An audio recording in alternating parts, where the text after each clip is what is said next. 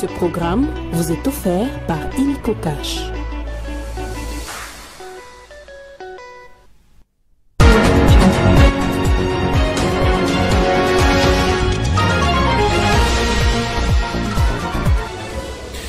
Kabila, Sesanga, Matata, Lubaya, Katumbi, Kikuni, Fayulu, Mukwege, presque tous les leaders de l'opposition se sont rassemblés dans les locaux de l'église catholique ce mercredi pour une déclaration commune contre les changements de la constitution tels que voulus par le président de la République Félix Tshisekedi.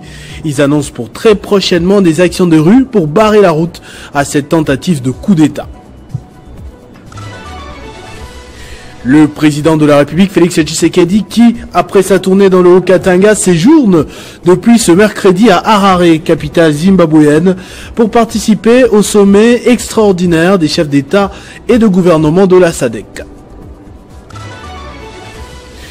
Nous parlerons également de justice dans ce journal avec le réquisitoire du ministère public contre l'opposant Seth Kikuni. Pour ses propos tenus au Katanga, il risque jusque 3 ans de prison et une amende de 950 000 francs congolais. Son camp dénonce une arrestation politique visant à faire taire toutes les voix discordantes.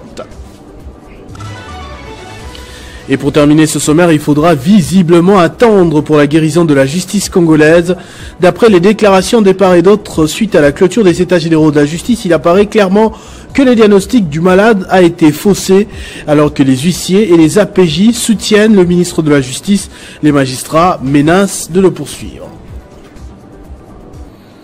Mesdames et messieurs, bonsoir. Ils s'appelleront les forces politiques et sociales. Une nouvelle alliance inédite de l'opposition qui a produit une déclaration commune ce mercredi à Kinshasa et au centre interdiocésain, un cadre pas du tout anodin pour dire non au changement de la Constitution. Une synergie mêlant pour la première fois les délégués de Kabila et Katumbi, tous deux presque déjà contraints à l'exil, mais aussi Fayulu, Matata Ponyo, Denis Sesanga, Denis Mukwege et les autres qui ont échoué aux élections de décembre. Imperméables aux menaces du pouvoir, ils sont formels, ils vont s'opposer à cette tentative de coup d'État que le président de la République, Félix Tshisekedi, est en train d'orchestrer. C'est un nouveau front qui vient de naître et qui ne vise qu'à faire échec à tout projet de changement constitutionnel. Les différents secrétaires généraux des partis politiques de l'opposition, dont le PPRD de Joseph Kabila Kabange, Ensemble de Moïse Katumbi, SID de Martin Fayulu et le LGD de Matata Ponyo, ont dans une déclaration dénoncer les intentions du président actuel de vouloir toucher à la loi fondamentale. Emmanuel Ramazani Chadari, secrétaire permanent du PPRD, s'est montré intraitable sur la question. Force politique et sociale, porteuse des aspirations profondes du peuple congolais, après avoir suivi avec consternation M. Félix Tshisekedi sur sa volonté de changer la Constitution, déclarons solennellement notre opposition à ce changement ou cette révision de la Constitution. Rien de plus faux que l'affirmation de M. Félix Tshilombo déclarant à Lubumbashi que l'article 217 serait responsable de l'occupation de nos terres par des étrangers. En réalité, là, il confond la notion de souveraineté avec la notion de cession de terre. Ce nouveau bloc anti-Tshisekedi qui vient de voir le jour projette des grandes actions de terrain afin de barrer la route à tout projet de modification de la Constitution. Des manifestations citoyennes à travers tous les pays et dans la diaspora seront organisées dans les jours à venir pour défendre notre Constitution et barrer la route à M. Félix Tshisekedi. Peuple congolais, l'heure est grave. Pour sceller cette nouvelle alliance, ces différents partis politiques de l'opposition ont apposé leur signature dans la déclaration finale et promettent de ne pas céder aux intimidations. Un parterre impressionnant des politiques que l'on n'avait plus vu depuis longtemps, tels que Ramazani Chadari ou Joseph Kokonyangui, ont assisté, tous déterminés à ces déclarations qui n'ont pas été tendres envers le président de la République, Félix Tshisekedi. Ils annoncent pour d'ici là des actions de rue avec la population qui a des problèmes plus urgents à régler, tels que la sécurité ou encore le panier de la ménagère.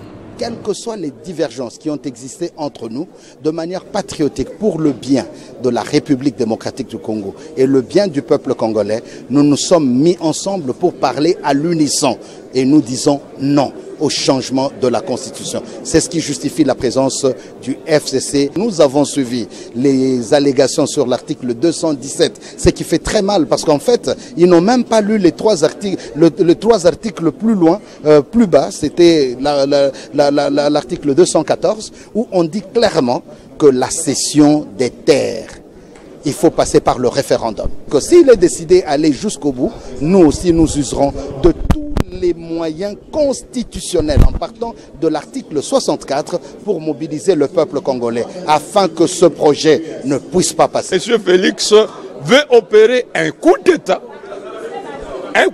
contre la Constitution sur base de laquelle il prétend nous gouverner. Et donc, nous allons nous mobiliser. Nous avons gagné des victoires contre la dictature de Mobutu, contre tous les systèmes dictatoriaux qui ont suivi. Ce n'est pas Félix qui va échapper à notre mobilisation. Des déclarations que le président de la République suivra probablement à Harare. Félix Tshisekedi, de retour à Kinshasa depuis hier, après sa mini-tournée katangaise, qui a abordé en long et en large son ambition de toucher à la Constitution, séjourne dans la capitale zimbabwéenne pour cette fois assister au sommet de la SADC. Ces derniers a pour thème, selon les sources locales, promouvoir l'innovation en vue de découvrir des nouvelles perspectives de croissance et de développement économique durable en faveur de l'industrialisation de la SADC. C'est à Kalemi, chef-lieu de la province du Tanganyika, que le président de la République clôturera la semaine prochaine avec le Conseil de ministres, mais surtout la conférence des gouverneurs. Cette dernière se tiendra du 27 au 29 novembre et sur place, l'ARDEV, le parti de Jacques Kabula Katwe, a décidé d'intensifier ses activités. Son secrétaire fédéral, Sangwa Lubandila, est sur place pour redynamiser le parti.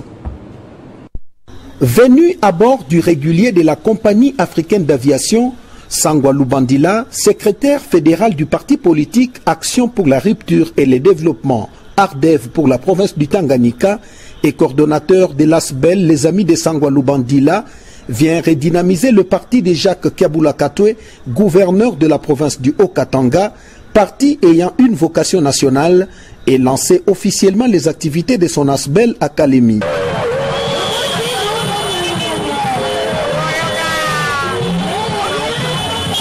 Accueilli par une immense foule acquise à la vision du développement de sa fondation à travers ses multiples actions menées en faveur des démunis dans les territoires des Congolo et ailleurs, Sangwa Lubandila a été contraint de marcher à pied sur une distance d'environ 3 km avant d'atteindre le rond-point Kichanga où il a tenu le meeting. Dans son speech, il insiste sur la cohésion sociale, la sécurité et le développement.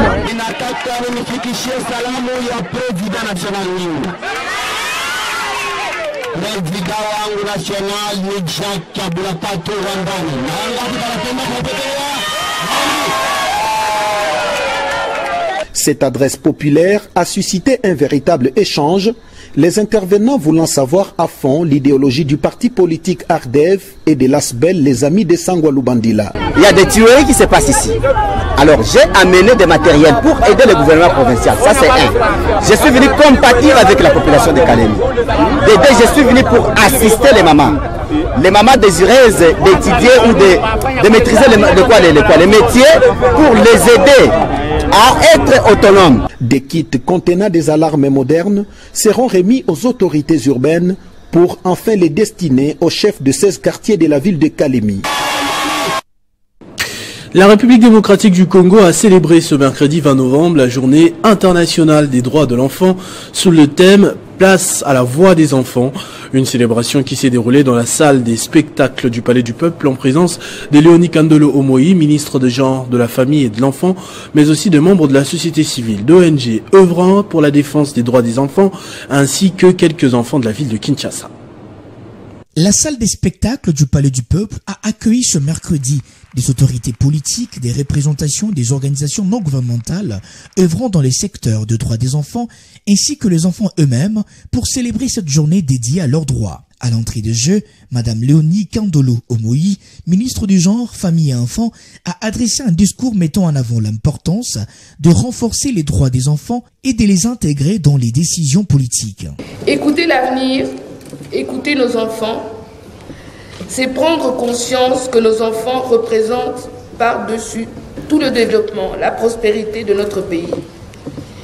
Écouter l'avenir, c'est intérioriser que notre lendemain ne peut se construire sans eux, mais plutôt avec eux et pour eux. Des représentants de la société civile et des ONG œuvrant pour les droits des enfants ont partagé leurs perspectives et présenté les efforts en cours pour améliorer les conditions de vie des enfants en RDC. Les enfants eux-mêmes n'avaient pas manqué à dire. Invités à l'événement, ils ont également exprimé leurs préoccupations, leurs espoirs et leurs attentes face aux défis qu'ils rencontrent. Nous croyons fermement que chaque enfant a le droit d'être entendu et de participer activement aux décisions qui les concernent. La participation des enfants ne se limite pas à notre droit d'exprimer nos opinions.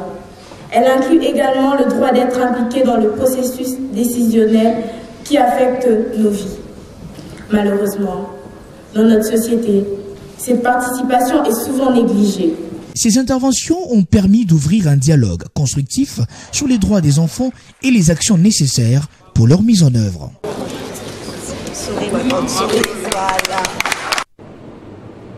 Polémique autour des conclusions des États généraux de la justice congolaise. Selon les magistrats, le ministre de la Justice et garde des Sceaux a menti le président de la République au Palais du Peuple.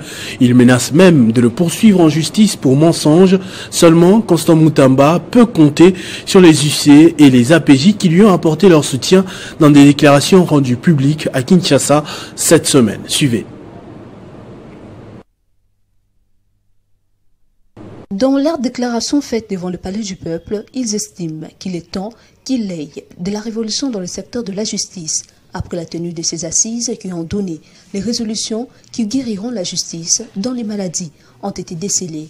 Ainsi, ils disent oui à l'application urgente de toutes les résolutions sorties de ces assises, oui à la révision de certaines dispositions de la Constitution pour permettre la mise en application de certaines résolutions.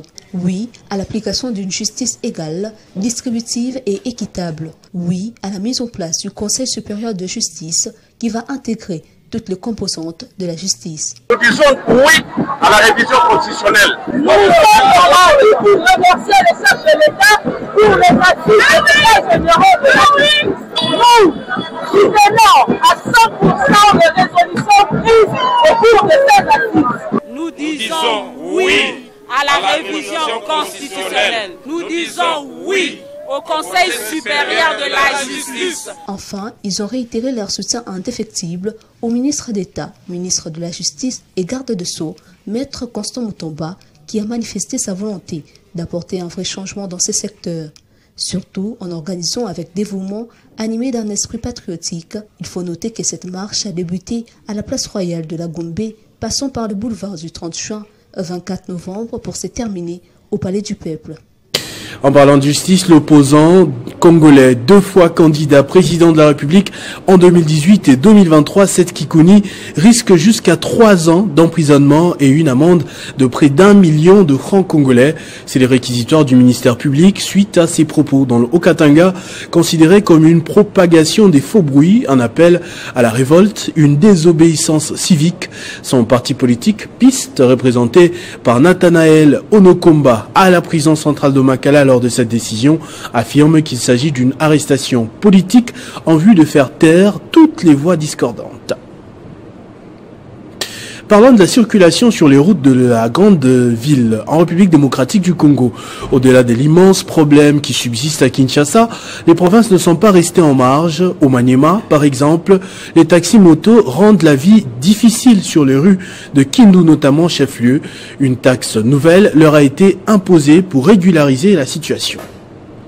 Des accords sur la taxe conventionnelle entre les différentes structures œuvrant à différents domaines et les gouvernements provinciaux du Maniema. Pour la journée du lundi 19 novembre 2024, c'était le tour du lancement de la taxe conventionnelle entre les membres œuvrant au secteur des transports, 48 heures après la signature de cet accord au gouvernorat des provinces. La cérémonie s'est tenue à la tribune centrale de Kindu sous le haut patronage de l'honorable Katisamba Makoboul Corneille, vice-gouverneur de la province du Maniema, qui explique aux chauffeurs de taxi-moto de la ville de Kindu que cette taxe de 1500 francs par jour permettra d'abord pour la reconstruction de la province du Maniema, mais également sur la lutte contre le chômage aux jeunes conducteurs qui bénéficieront des motos propres. Le deuxième citoyen du Maniema a invité à cet effet les détenteurs de taxi-moto et tout engin roulant de respecter cet accord pour l'intérêt de la province. Notez que, juste à la fin de cette cérémonie, certains conducteurs volontaires ont commencé déjà à payer sur place à la tribune pour se conformer aux règles convenues.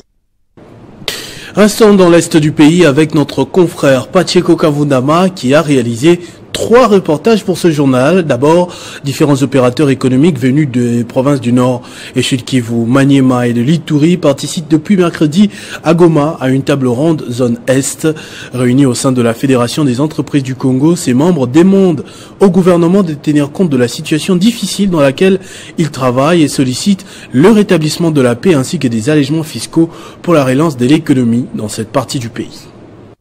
C'est dans un contexte difficile lié à l'insécurité à l'est de la RDC que les opérateurs économiques réunis au sein de la FEC, venus des provinces du Maniema, Sud et Nord Kivu et la province de l'Ituri, se sont retrouvés à Goma dans une table ronde pour analyser l'impact de la guerre ainsi que de l'insécurité sur les activités économiques dans l'est de la RDC.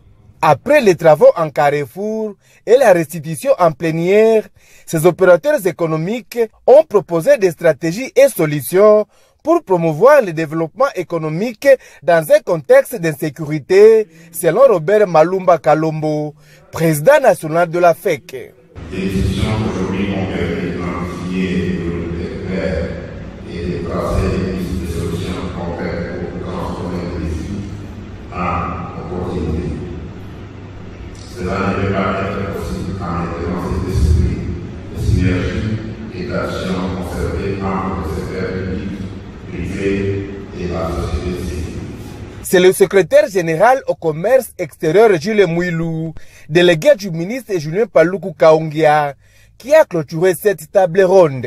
Son vœu est que le commerce soit protégé pour l'émergence de la RDC, selon effectivement la vision du patron du commerce extérieur. Nous sommes dynamiques évidemment sous son impulsion pour que demain on parle du commerce autrement. On parle du commerce autrement. Nous devons être présents avec des produits. Nous devons être présents en faisant des évaluations sur notre balance commerciale. De l'année passée, par exemple, ce que nous avons fait au cours de cette année, nous allons le comparer avec ce qui se fait l'année prochaine. Et donc, c'est sur base des résultats que nous sommes en train de travailler parce que nous voulons que le commerce soit vraiment le moteur de développement comme cela s'est fait sous d'autres sujets. Une feuille de route au gouvernement pour des mesures d'accompagnement des opérateurs économiques de la zone Est a été signée. Les chefs des établissements publics et privés de l'enseignement supérieur et universitaire des provinces du Nord Kivu et Sud Kivu, Maniema et Tchopo participent depuis ce mercredi à Goma aux travaux d'évaluation à mi-parcours du système LMD lancé depuis quelques années par le gouvernement pour l'amélioration de la qualité de l'enseignement supérieur. Pacheco Kavundama était également présent. Faire une évaluation à mi-parcours du système LMD, voilà l'objectif principal des travaux lancés à l'université de Goma, au campus du Lac, par le ministère de l'enseignement supérieur et universitaire. Oui, l'objectif de cette émission, simplement, c'est une évaluation à mi-parcours de notre système LMD, qui avait déjà commencé en ligne par la participation de tous les établissements. Maintenant, on veut le faire en direct avec les focus group. Donc, on regroupe pratiquement par province et les provinces environnantes, les enseignants, les chefs d'établissement. Ces différents chefs d'établissement venus des provinces de la Tchopo, Maniema, Nord et Sud Kivu mènent des discussions ciblées pour déterminer ce qui a marché et ce qui n'a pas marché dans ce système LMD qui connaît plusieurs difficultés, selon le président de la conférence des chefs d'établissement du Nord Kivu. Le professeur Mwindo Mwanda propose un diagnostic pour que le système LMD marche. Alors le diagnostic que je fais dans la conférence des chefs d'établissement que moi je contrôle, donc celle du Nord Kivu, montre que il existe deux variables fondamentales sur lesquelles il convient de jouer pour que ça fonctionne.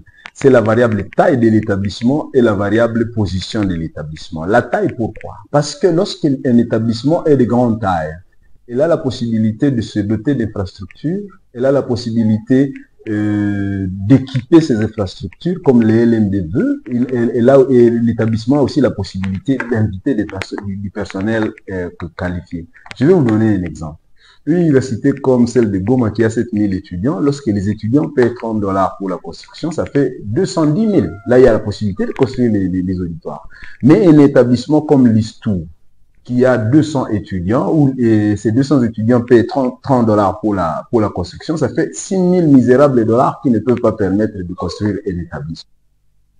L'Organisation des Nations Unies pour l'alimentation de l'agriculture, FAO, a lancé ce mercredi à Goma un projet d'amélioration de la résilience des ménages déplacés par les conflits armés dans l'Est de la RDC. Il a pour objectif améliorer la sécurité alimentaire des ménages et les moyens de subsistance tout en réduisant l'exposition au risque des protections et aux mécanismes de survie négatifs parmi les familles déplacées internes dans les sites autour de la ville de Goma et le territoire de Nyiragongo. Ce projet d'amélioration de la résilience des ménages déplacés par les conflits armés dans l'ouest de la RDC au Nord Kivu précisément, lancé à Goma par la FAO, vise à appuyer les familles déplacées avec des moyens pour leur survie. Salif Curé, chef de bureau de la FAO, chargé des programmes basés à Goma, donne la motivation de l'USAID à appuyer les déplacés de Goma et Nyiragongo. Nous avons voulu appuyer ces déplacés avec le financement de l'USAID, mais à cela, ces financements s'ajoutent déjà à d'autres projets que nous avons eu déjà à exécuter par le financement norvégien, mais aussi nous avons des projets de résilience dans la zone. Donc ce qui fait qu'aujourd'hui, nous trouvons que c'est une bonne opportunité pour nous de pouvoir assister ces communautés pour réduire leurs souffrances autour de ces différents camps. Patient Bembeleza, qui a lancé ce projet au nom de l'autorité provinciale, invite les responsables de FAO à respecter et à tenir compte de critères de sélection lors de la distribution de ces biens pour éviter toutes sortes de conflits.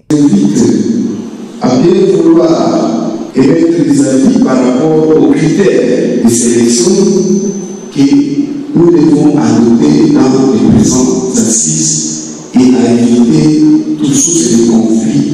Ce projet lancé par la FAO cible 6500 ménages à l'intérieur, tout comme à l'extérieur des camps, ainsi que des familles hautes, soit 39 000 personnes. 7020 personnes vivant avec handicap seront aussi touchées. 8e édition du festival alimentaire. Le lancement officiel de ce festival des films a eu lieu le samedi dernier au centre Wallonie-Bruxelles de Kinshasa en présence des représentants du gouvernement et de l'ambassade de Belgique en République démocratique du Congo. Objectif, nourrir le pays sans pesticides interdits et dangereux, pratiques agroécologiques dans l'agriculture familiale. Nourrir la RDC sans pesticides interdits et dangereux, pratiques agroécologiques dans l'agriculture familiale. C'est autour de cette problématique qu'a vécu au centre Wallonie-Bruxelles de Kinshasa la 8e édition du festival alimentaire, un cadre d'échange qui promet un système agroalimentaire sain. Au-delà de la coopération, c'est aussi un domaine clé dans notre collaboration académique avec la RDC. Dans cette perspective, 2 films ont été projetés de production qui sensibilisent la population aux effets néfastes des pesticides et surtout à l'utilisation de ceux interdits en RDC. Nous faisons la promotion de l'agroécologie et dans ce travail, nous voulons que tout le monde comprenne l'importance de la protection pour leur santé, pour l'environnement, mais aussi de la biodiversité. C'est comme cela l'un des instruments, l'un des outils qui permet d'atteindre cet objectif, c'est d'éliminer tous les produits toxiques. Pour Mundi, avec ce genre de festival alimentaire pour la vulgarisation, pour le veille des consciences de peuples, de petits peuples, des agriculteurs que nous sommes très flattés et très contentes de cette thématique d'aujourd'hui. Du côté du gouvernement congolais, le ministre de l'Agriculture et Sécurité alimentaire a mis en place des mécanismes qui faciliteront l'assainissement de ces secteurs. Le gouvernement est conscient de cette réalité. Nous avons réussi à produire un arrêté interministériel qui retire au moins 70 marques commerciales de pesticides que nous avons jugées dangereux pour la population. Après Kinshasa, cette initiative va s'étendre du 16 au 30 novembre dans 9 provinces. Il s'agit de Congo central, Kwilu, Mongala, Tanganyika, Sud-Ubangi, Sud-Kivu, Kasai oriental, Chopo, Lomami et Sankoro. Apprendre à nos enfants la valeur des figures emblématiques ayant marqué l'histoire de la République démocratique du Congo, c'est l'objectif que s'est fixé le docteur Michel Mouvoudi, écrivain congolais et chercheur. Il a initié un projet visant à créer des espaces de discussion entre les élèves et des personnalités importantes de notre société. C'est dans ce cadre que le docteur a lancé le programme intitulé « À la rencontre du professeur Jean-Jacques Muyembe ». Et pour ce premier acte, ce sont les élèves du groupe scolaire Aurore qui ont rencontré les virologues congolais ce mercredi à l'INRB. Cette rencontre, initiée par le docteur Michel Mouvoudi, écrivain congolais et chercheur, était une opportunité pour les élèves du groupe scolaire Aurore de découvrir ces grands personnages qu'est le professeur Jean-Jacques Muyembe et comprendre les rôles de la recherche scientifique dans le développement du pays et surtout d'apprendre les valeurs incarnées par ces virologues congolais. L'idée, c'est que, vous savez, dans toute société, il faut avoir des modèles. Et je pense que nous avons l'obligation de montrer à ceux qui viennent après nous, aux générations futures, des modèles à suivre. Alors, vous le savez très bien, le professeur Jean-Jacques Muyembe est un modèle. C'est une personne qui a un chemin, qui a un parcours, qui a une vie, qui nous inspire. Au cours de ces échanges fructueux avec les élèves, le professeur Jean-Jacques Muyembe a remis à chacun un exemplaire du livre intitulé « Jean-Jacques Muyembe, cette personne inspirante » écrit par le docteur Michel Mouvoudi. J'ai bien apprécié et ça m'a motivé par rapport à mon parcours déjà. En écoutant son histoire, j'ai été inspiré et ça m'a beaucoup appris quand même, vraiment. Par rapport à ce qu'il nous a dit déjà, lui, c'est suivre son rêve, quoi. Donc s'il t'aime quelque chose, et il faut vivre pour ça et se battre pour ça. C'est un peu ça. Il convient de souligner que cette initiative est financée par les ressources personnelles de l'auteur, avec l'appui de ses amis et connaissances, ainsi que les encouragements de la ministre de l'Éducation nationale et Nouvelle Citoyenneté Raïssa Malou. Ce programme va se poursuivre dans d'autres écoles et s'étendra également dans d'autres provinces afin de faire connaître aux jeunes Congolais des modèles inspirants à suivre. Troisième et dernière phase des préparatifs pour la Coupe d'Afrique des Nations de handball, prévue du 27 novembre au 7 décembre. Les Léopards dames de la RDC sont arrivés mardi à Kinshasa pour se préparer. L'attente aura été longue à l'aéroport international de Njili. La délégation congolaise est composée de près d'une vingtaine de joueuses qui ont fait le déplacement pour Kinshasa. Déjà, je tiens à saluer tout le peuple congolais. On est arrivé là ce soir. Donc l'équipe va bien, on est content d'être arrivé ici. Enfin, c'est un événement qu'on attendait depuis l'annonce de l'obtention de ces compétitions. Donc on est content d'être là. Maintenant, en effet, c'est pas une compétition qu'on vient jouer ici, on vient jouer un événement vraiment pour le peuple congolais qui est très important. On sait la considération que les Congolais ont pour le sport, que ce soit pour le football, le volley, le basket, le handball. Et là, on est les premiers à avoir cette chance de pouvoir disputer une CAN à la maison.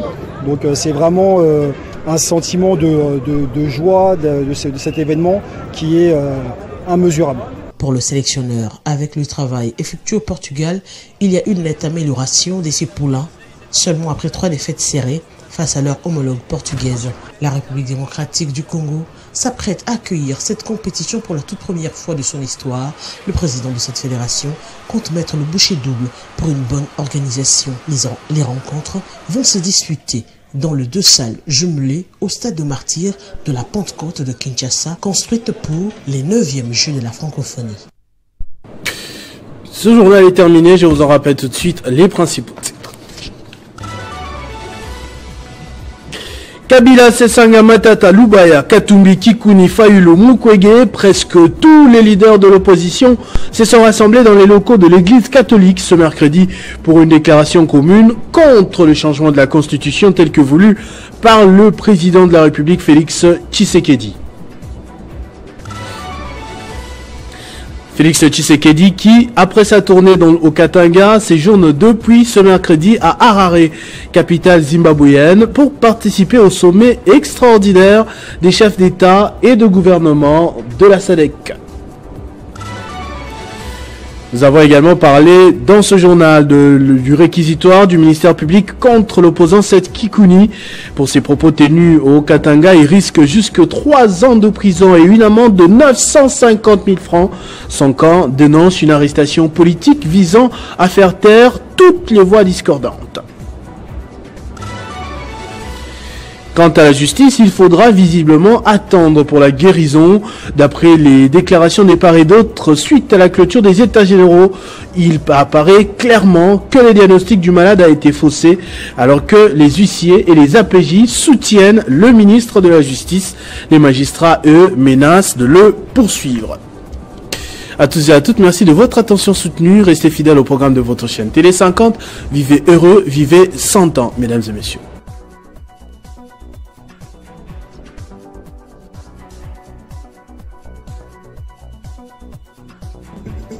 Retrouvez toute l'actualité en continu sur www.tele50.cd. Ce programme vous a été offert par Illico Cash.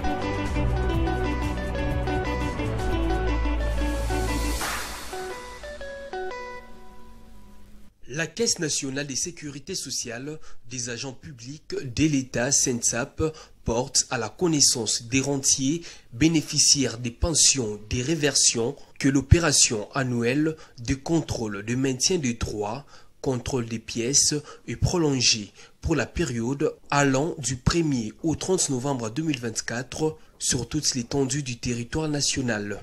À cet effet, ils sont conviés à se présenter aux différents guichets de la SENSAP munis des documents ci-après. Attestation des veuvages délivrés au cours des 3 derniers mois pour les conjoints survivants.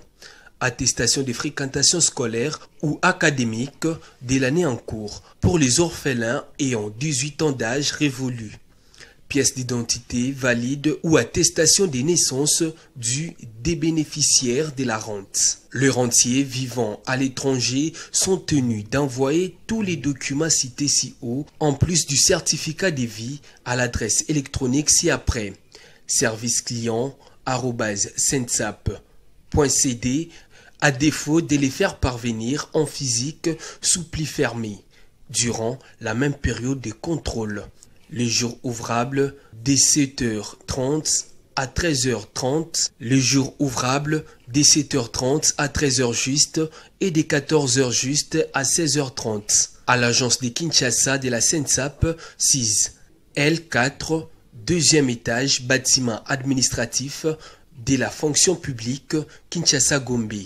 À l'agence du siège de la SENSAP 6, numéro 473, boulevard Lumumba, Petit Boulevard, 8e rue, quartier résidentiel, commune de Limete. À l'agence de Lubumbashi de la SENSAP 6, numéro 15, avenue du Parc, au quartier Makomeno, dans la commune de Lubumbashi. Référence en face du terrain Kilima de la GECAMINE. Notez bien, conformément à l'arrêt ministériel numéro 049.vp.mine.fp-ME/ISP/JPL/2023 du 5 mai 2023 fixant les modalités d'octroi des prestations dans le cadre du régime de sécurité sociale géré par la SENSAP. Les paiements des rentes de ceux qui ne se présenteront pas aux opérations de contrôle sera suspendu. SENSAP, tous solidaires, tous bénéficiaires. Fête à Kinshasa le 13 novembre 2024. Message signé Mukeba Passoua Nzambi François, directeur général adjoint.